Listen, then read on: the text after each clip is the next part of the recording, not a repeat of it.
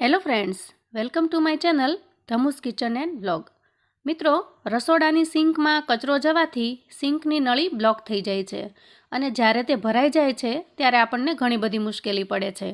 વળી રસોડાની સિંકમાં શાકભાજીના ઝીણા કણો અને ઘણી વખત બાળકોએ જમવાનું વધ્યું હોય તેવી પ્લેટો પણ મૂકી હોય તો એંઠવાડને લીધે નળીમાં તે જમા થઈ અને વાસ આવે છે અને ધીરે ધીરે નળી બ્લોક થઈ જાય છે. તો મિત્રો, હવે જો તમારે રસોડાની સિંકની નળીમાં વાસ આવે કે બ્લોક થઈ જાય તો મૂંઝાવાનું નથી કે પ્લમ્બરને પણ બોલાવવાનો નથી. માત્ર આજે બતાવેલ ટ્રીકથી તમે મિનિટોની અંદર નળીનું બ્લોકેજ દૂર કરી શકો છો. તો ચાલો શરૂ કરીએ. તો મિત્રો, આ રીતે રસોડાની અંદર જ્યારે વધારે પડતો કચરો છે એ આપણી ગેંડીની અંદર જતો હોય ત્યારે આ જે અંદરની જે સિંક છે એ બ્લોક થઈ જાય છે, તો અંદર પાણી પણ જતું નથી અને આપણે ખૂબ જ મુશ્કેલી અનુભવીએ છીએ ત્યારે. તો એના માટેનું ખૂબ સરસ સોલ્યુશન છે. તો સૌથી પહેલાં તો આપણે આ પાણી જાય એનો ઉપાય કરવાનો છે. તો અહીંયા સૌથી પહેલાં હું આવું જબલું છે એને હાથમાં પહેરી લઈશ, ઉપર બાંધી લઈશ. હવે આપણે પાણી જાય એનો જ સૌથી પહેલાં ઉપાય કરવાનો છે. તો અહીંયા મેં આવો લાંબો સરિયો લઈ લીધો છે કે જેનાથી આપણે પાણી છે એને કાઢી શકીએ.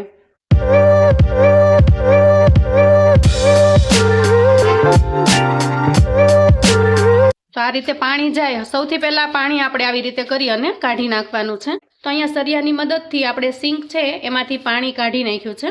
હવે આપણે કોથળી પહેરેલા હાથની મદદથી આ બધો જ કચરો છે એને લઈ લેશું.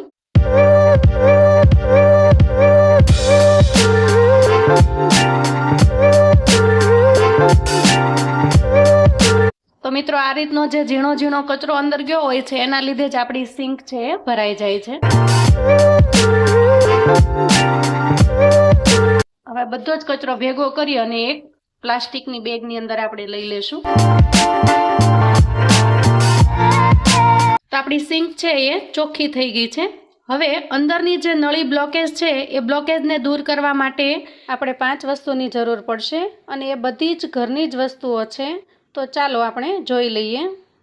તો સિંકની અંદરની જે નળી છે એને સાફ કરવા માટે આપણે અહીંયા 5 વસ્તુ લીધી છે. તો સૌથી પહેલાં તો એક લીંબુ લીધું છે અને એને મેં 2 ફાડામાં વહેંચી લીધું છે.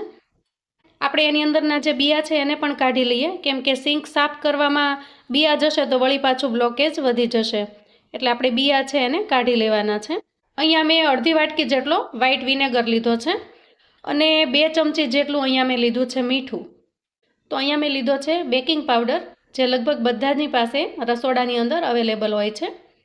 અને અહીંયા લીધું છે આપણે એક તપેલી ભરી અને ગરમ પાણી. તો ઘરમાં રહેલી બધી વસ્તુઓથી જ આપણે સિંકની નળીને સારી રીતે સાફ કરી શકીશું.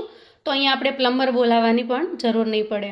તો ચાલો જોઈએ આ બધી જ વસ્તુથી આપણે કઈ રીતે સિંકની નળી છે એને સાફ કરી શકીએ છીએ. તો સૌથી પહેલાં જે બેકિંગ પાવડર છે એને 1 ચમચી ભરી અને આપણે જે સિંક છે એની નળીની આજુબાજુ આ રીતે ભભરાવી દઈએ, આ રીતે. અને પછી આપણે જે લીંબુ છે એના 2 ફાડા કર્યા હતા એ લીંબુ છે એને આમાં નીચવી દેવાનું છે આવી રીતે.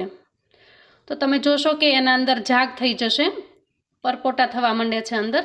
તો બેકિંગ પાવડરની અંદર લીંબુ નાખવાથી તમે જુઓ છો કે એની અંદર એકદમ પરપોટા થાય છે અને ઝાગ બને છે, જે આપણી જે અંદરની નળી છે એને સાફ કરી નાખશે.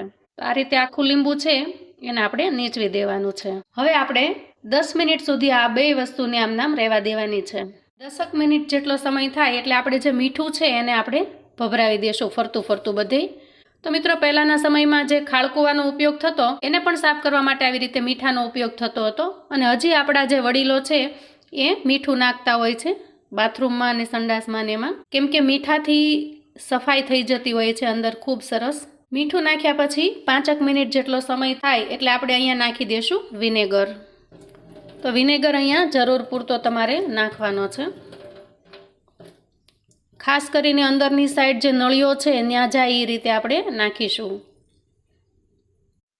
હવે સિંકની નળીમાં એ બધી જ વસ્તુની પ્રોસેસ થાય ત્યાં આપણે એક તપેલીની અંદર ગરમ પાણી કરી લેશું.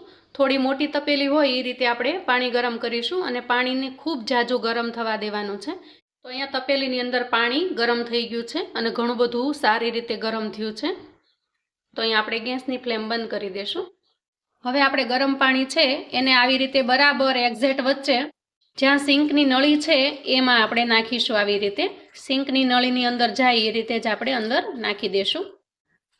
અને ગરમ પાણી નાખ્યા પછી આપણે 5 મિનિટ માટે એમને એમ રહેવા દેશું. તમે જોઈ શકો છો કે અંદરથી ખૂબ ધુમાડો નીકળી રહ્યો છે, એટલે કે ગરમ પાણી છે એ અને બાકીની જે વસ્તુ નાખી છે એનાથી પ્રોસેસ થશે અને આપણી નળી છે એ સાફ થઈ જશે.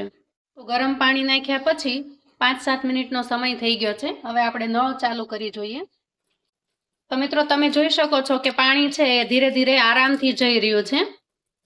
હવે આપણે સિંકને સાફ કરી લઈએ.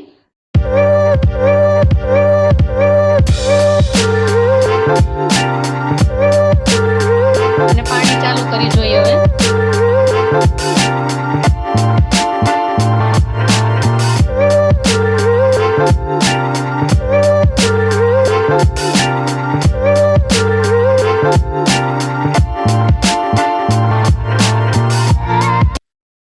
તો તમે જોઈ શકો છો કે આપણી સિંક પણ એકદમ સરસ ચોખ્ખી થઈ ગઈ છે અને એની અંદર જે નળી છે એ પણ ચોખ્ખી થઈ ગઈ છે અને સાફ થઈ ગઈ છે. પાણી આરામથી જઈ શકે છે હવે. તો મિત્રો આ રીતે જો તમે ઉપાય કરશો તો તમારી સિંક અને એની જે અંદરની નળી છે એ સાફ પણ થઈ જશે અને રસોડામાંથી જે નળીમાંથી દુર્ગંધ આવતી હોય છે એ દુર્ગંધ પણ જતી રહેશે. તો મિત્રો ઘણી વખત આવી રીતે જો સિંક ભરાણી ન હોય અને દુર્ગંધ આવતી હોય તો પણ તમે આ ઉપાય કરી શકો છો. તો મિત્રો આવી રીતે ઘરની વસ્તુથી તમે પ્લમ્બરને બોલાવ્યા વગર પણ રસોડાની સિંકને સાફ કરી શકો છો અને સિંકની અંદર જે નળી છે એને પણ તમે સાફ કરી શકો છો.